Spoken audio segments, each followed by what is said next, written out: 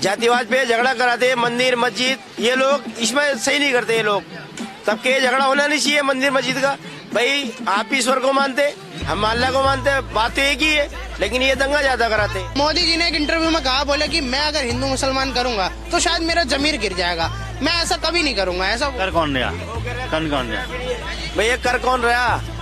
भाई केंद्र में सरकार मोदी जी की है। मोदी जी तो वो कहते हैं कि माफियाओं पे बुलडोजर, माफियाओं की कार्रवाई करते हैं। ये तो खाली मुसलमानों पे बुलडोजर चल रहा है। ये माफिया कहाँ पे माफिया रखे।